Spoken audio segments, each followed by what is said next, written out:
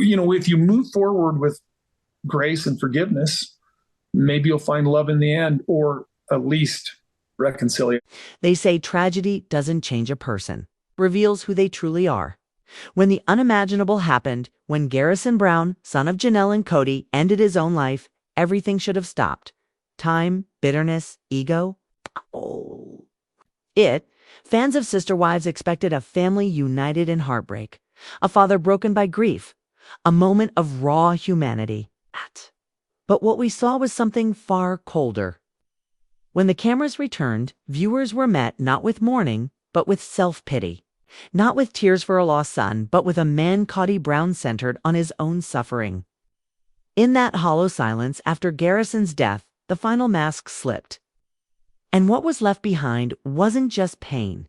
It was the realization that everything we thought we knew about this family was a carefully managed illusion. The tears we hoped would come for Garrison never did. Instead, Kody spoke of how hard this was for him, as though his pain were the only one that mattered. For over a decade, we followed this family, through births, weddings, moves through chaos and joy. And even when it was messy, we rooted for them, 'cause we believed in the idea of love through adversity. But what happens when one man stops showing up, except in the one household where life is always just right? This isn't drama. It's what happens when a family fractures under control, not compassion. When love is conditional. When presence is replaced by performance. We saw Janelle sacrifice everything, her comfort, her home, holding on to a pretender, holding on to a dream she thought was still real. Living in an RV hoping Kody would come through. But instead, she was met with coldness, distance, and disinterest. We saw Christine reach her breaking point, not out of anger, but out of clarity. Her daughter needed surgery. Kody never got on the plane. It wasn't just absence, it was abandonment. And Mary, all her quiet loyalty, bought her a seat at the table, but never a place in Kody's heart. These women didn't walk away in rage. They walked away in truth. And in doing so, they became something far more powerful than the roles they were cast in. Free. And then there's Robin, always the exception. Her kids got the cars, the private school, the fully furnished $1 million home. Her tears were always real, while the others were labeled difficult. People noticed. So when tragedy hit, when a son was lost and Kody still kept the spotlight on himself, something inside the fans broke too. Because by this point, it wasn't just a pattern. It was who he is.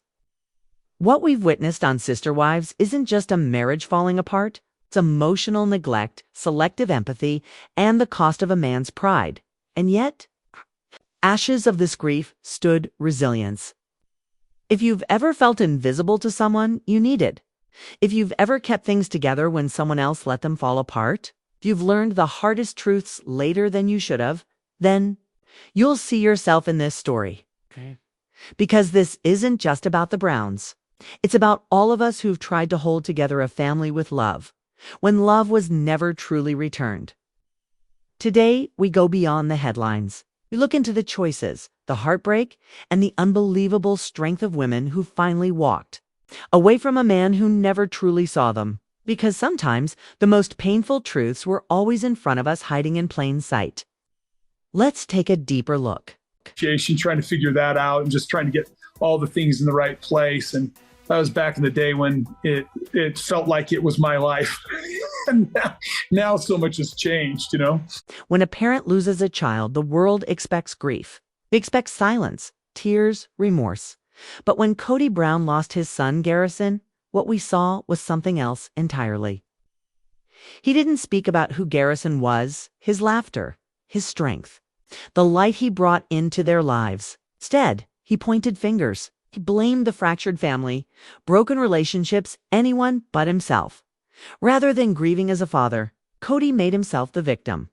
He spoke not like a man crushed by the loss of his son, but like someone consumed by his own pain, his own story. It was gut-wrenching to witness. Let's be honest, Kody and Garrison's relationship had been strained long before this tragedy. During the pandemic, when Kody imposed his rigid rules, Garrison pushed back. He demanded fairness not just for himself, but for all the siblings. He wanted a father, not a dictator. But Kody issued ultimatums. Follow my rules or lose access. To me, so Garrison stopped trying. The pain was clear to anyone paying attention. And after his death, fans expected Kody to finally show heart. Instead, they saw a man who couldn't even muster humility. A man so obsessed with being right, he left no space for grief. The emotional distance was staggering. Then came the moment that broke the audience. Kody's first meeting with Janelle after their son's death. It was a moment that demanded tenderness. But Kody didn't bring empathy. He brought blame. He accused Janelle, told her she was the problem, that she had taken over his role as a father as if she hadn't already carried the emotional burden alone for years. This wasn't just tragic. It was infuriating. Because if there was ever a time to put the pain aside to be a family again, this was it, and Kody squandered it. Even in death, Garrison couldn't crack the wall of Kody Brown's ego. But this didn't start with Garrison. The warning signs were always there. And the quiet architect behind it, Robin. Two casual fans. Robin seemed sweet, emotional, misunderstood. But longtime viewers saw it differently. She wasn't just finding her place, she was redefining the family in her terms. After the move to Flagstaff, Kody slowly began to drift. But it was during the pandemic that the drift turned into a divide. Suddenly, hugs had rules. Visits had requirements. And strangely, only Robin's home seemed capable of meeting them. Was it about safety, or was it about control? Soon, it became clear. If you wanted Kody, you had to go through Robin. Even Mary, already emotionally discarded, was kept close, not as a wife, but as a symbol. As long as she was loyal and alone, Robin allowed her to stay. 'Cause Robin never wanted sister wives, she wanted followers. And no one resisted that more than Janelle.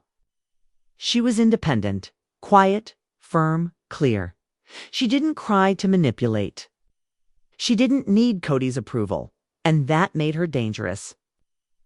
Robin changed tactics. Suddenly, boundaries became betrayals.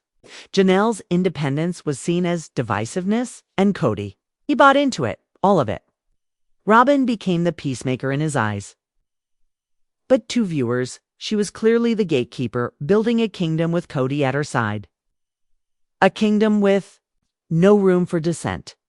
Janelle, meanwhile, clung to the dream. She invested everything into Coyote Pass, her savings, her faith, her home.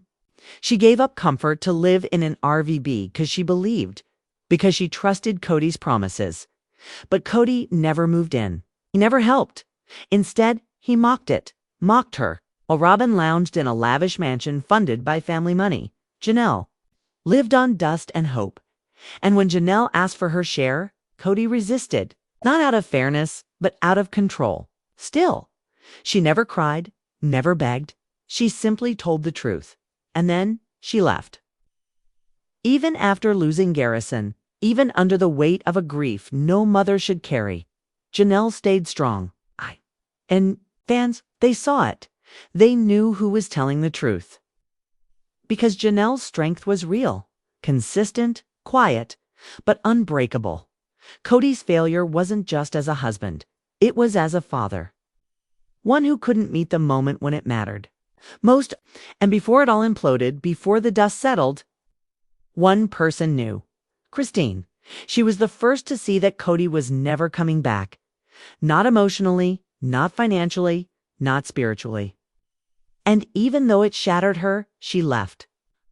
Not because she gave up, but because she was the only one still trying. She had carried that family, brought joy, care, laughter. But the final blow. When Isabel needed spinal surgery and Kody stayed behind, he blamed travel, he blamed COVID. But everyone knew he chose comfort over showing up. And then he refused to pay child support.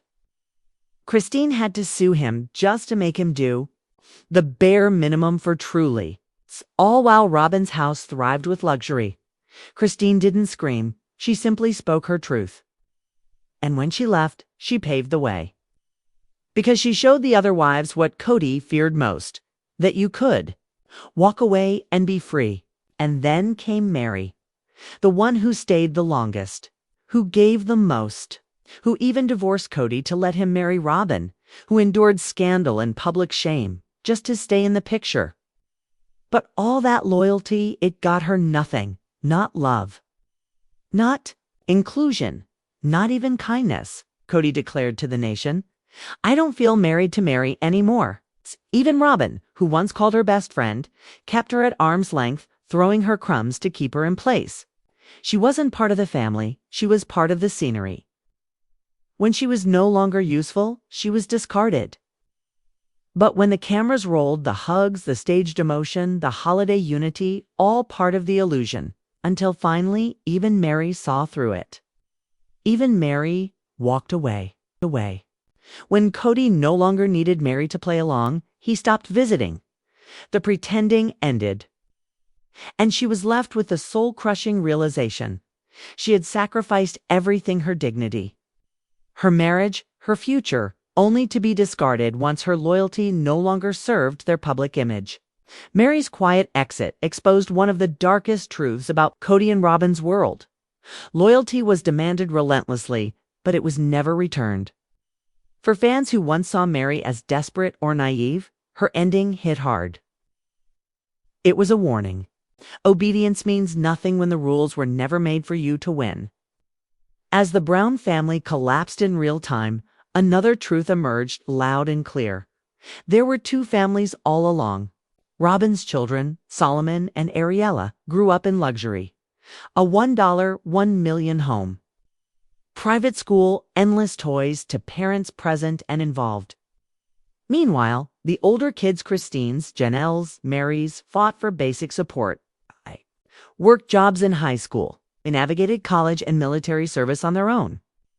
Isabel went through spinal surgery without her dad even offering a plane ticket. And Truly's mother had to sue Kody just to get child support. Even. Robin's older kids, Datton, Aurora, Brina, had every advantage. New cars, designer purses, dance classes. But Janelle's kids shared tiny rooms. Christine's children made do with almost nothing. Mary paid for Leon's college herself. All the while, Robin's home was filled with collectible dolls, expensive. Furniture and comfort paid for, in large part, by funds the other wives poured into the family long before Robin ever arrived. And when it was time to divide, suddenly, family had a very narrow definition. It wasn't just unfair, it was degrading, okay? And fans never forgot. Then, amid the quiet mourning of Garrison's tragic death, a darker rumor emerged. Kody allegedly tried to take control of Garrison's estate. A son he hadn't spoken to in months. A child he had emotionally abandoned. And if that claim proves true, it will be the final nail in the coffin of Kody's image as a grieving father. Then came the now infamous sit-down with Janelle. Instead of tears, he exploded. He raised his voice. He made it all about himself again. He blamed Janelle for the family falling apart, as if she hadn't been holding it all together for years. In that moment, something broke in viewers, because they didn't see a father in mourning. They saw a man still clinging to control. A man so obsessed with his own suffering, he couldn't recognize anyone else's. And in that moment, whatever mask Kody still wore, it fell. He wasn't the victim. He was the wrecking ball. What we saw wasn't a father breaking down. It was the unraveling of a man whose identity was built on ego, not empathy. Control, not connection. Kody didn't just fail Garrison, failed all of them. All the women who gave him their trust. All the children who deserved more. And through it all, Robin remained the exception. Her kids were shielded, cared for, prioritized, while the others were forced to fight for scraps. The favoritism wasn't just obvious, it was brutal. And when even a son's death couldn't crack Kody's pride, it became clear this wasn't just dysfunction. This was emotional abuse wrapped in religious language and sold as reality TV. So we have to ask, why were Robin's kids always enough? Why did they get the house, the help, the love, while the others were pushed aside? Because this wasn't family, this was control disguised as covenant. This was love with conditions. This was a man serving ego over everything else. And eventually, the excuses have to stop. The truth must be spoken. It's time for accountability. Because the Browns aren't just a TV family. They're a reflection of what many people live through every day, feeling unseen, unheard, manipulated by someone who hides behind love and faith. If that's your story, you are not alone. You are seen. You are heard. And you matter. What broke this family wasn't just time or change. It was betrayal hidden in plain sight. Years of quiet inequality. Years of Kody asking for grace while offering none in return.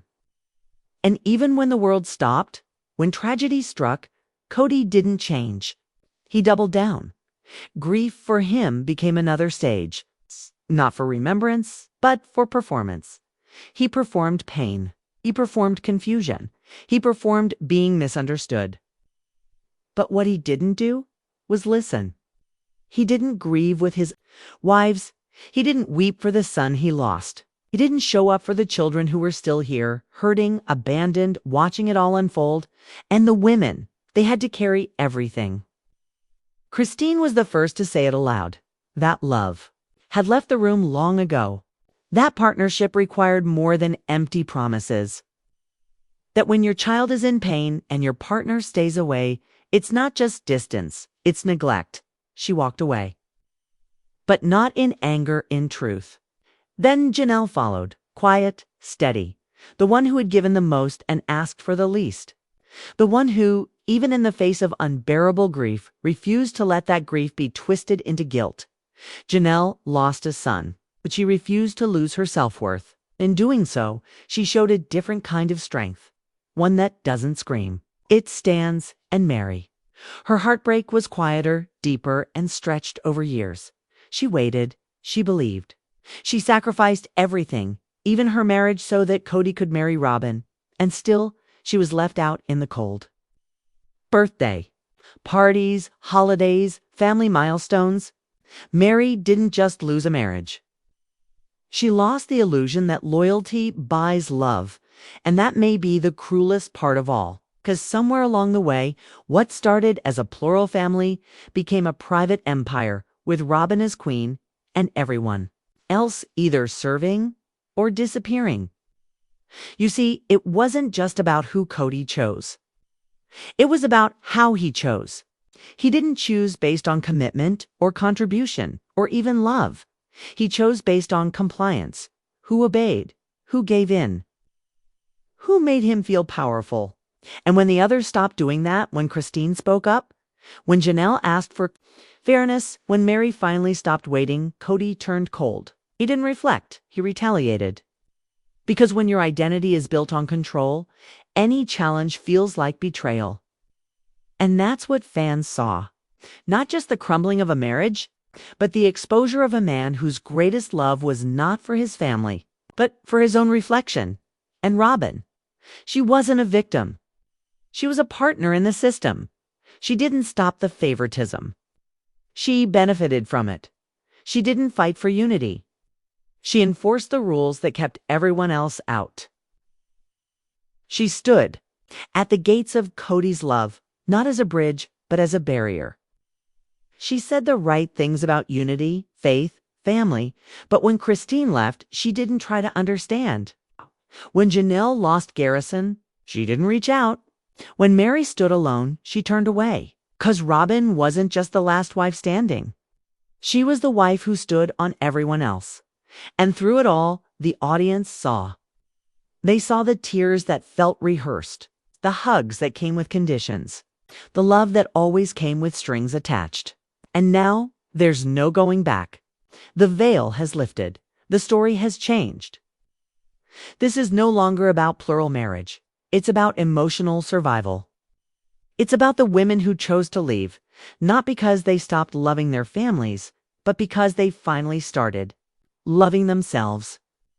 They left the dream so they could wake up to truth. And for anyone watching, for anyone who's felt unseen, unheard, or discarded, this story isn't just theirs. It might be yours too. Final voiceover message to the audience. So if you've ever been in a family where love had conditions, if you've ever been in a relationship where loyalty was used as a leash, if you've ever had to walk away from something you once prayed would work, then know this: you are not weak. You are not crazy. You are not alone. You are the proof, just like Christine, just like Janelle, just like Mary, that walking away isn't failure. It's freedom. For years, viewers tuned into Sister Wives thinking they were watching a unique family experiment, a plural marriage built on faith, compromise, and love. But beneath the surface of carefully edited confessions and smiling family portraits, something darker was quietly unraveling. It wasn't loud at first. It showed up in little moments. Moments where Kody interrupted. Moments where Robin's needs were addressed before anyone else even spoke. Moments where love wasn't freely given but rationed like a reward. These weren't just production quirks. They were the symptoms of a structure slowly decaying from within. Kody Brown spoke often about unity, but his actions spoke louder. He unified only one house, Robin's. The rest, they were slowly exiled, emotionally starved under the illusion of equal love. Voiceover part. A father missing in action. What defines a father? Is it presence, protection, or the willingness to stand in discomfort for your children? Because if fatherhood is about showing up, then Kody disappeared long ago. He wasn't there when emotional scars formed. He wasn't there when decisions turned into divides. He wasn't there when the daughters cried, the sons withdrew, or the wives began quietly bracing for heartbreak. And when the greatest tragedy of all unfolded, when Garrison took his own life, Kody didn't shatter. He spiraled, not into grief, but into deflection, into anger, into self-preservation. The question we must ask when a man mourns himself more than his son: was he ever truly there? Voiceover part. The rise of Robin's kingdom. Robin was never just the fourth wife. She arrived with tears, tales of hardship, and a carefully curated image of gentleness. But as time passed and the family shifted, it became clear. This wasn't integration, it was takeover. Every time the family moved, Robin moved forward. Every time someone voiced discomfort, Robin voiced distress. Every time boundaries were discussed, Robin's needs reset the standard, which was not consensus. It was conquest, quiet, and effective. She became the gatekeeper to Kody's affection, the only interpreter of his moods, the mirror he preferred to look into. And the others? They became liabilities. They spoke out, they were combative. They asked for fairness, they were ungrateful. If they set limits, they were breaking the family. But it wasn't the wives who broke the family. It was the silent shifting of power that placed one woman's comfort over everyone else's survival. Voiceover part. When the silence becomes louder than the fights, not all wounds scream. Some of them sit quietly at dinner tables. They show up in unanswered texts, in birthdays spent alone, in voices that stop asking for attention because the answer has always been no. Christine's smile started to shrink. Janelle's independence turned into isolation. Mary's hope thinned out until it was just a shadow. And yet, none of them screamed. They carried their heartbreak with dignity because they knew somewhere deep down if they raised their voices, they'd only be painted as villains in a story already scripted against them. So they endured in silence. And that silence, it became the loudest cry the audience could hear. Because behind every "I'm fine" from these women, there was a history of being unheard. Voiceover part. Children see everything. Kody always claimed to love all his children equally. But children, they're smart. They see everything adults try to hide. They noticed which house Dad spent his nights in, which kids got new cars, which daughters got phone calls, and which got silence. Gabe noticed, Garrison noticed, Isabel noticed. And the worst part wasn't just the absence, it was the gaslighting. It's being told you're loved while you're ignored. It's being told you're important while being left behind. That's not confusion. It's emotional damage. The children weren't just casualties of this family system. They were proof of how deep the favoritism ran. Voiceover part, legacy or lies. Kody spoke often about legacy. Land, homes, generational unity. But legacy is not built with land. It's built with love. And when your children grow up learning that love must be earned by obedience, when your wives wake up realizing their loyalty was transactional, when grief strikes and all you can do is protect your ego, what legacy is left? None of them wanted this ending. Not like this, not in death. Not in courtrooms. Not in viral clips where fans dissect their heartbreak like episodes of a drama. But the collapse didn't begin with one tragedy. It began years ago when Kody decided that being right mattered more than being present. Voiceover part. The women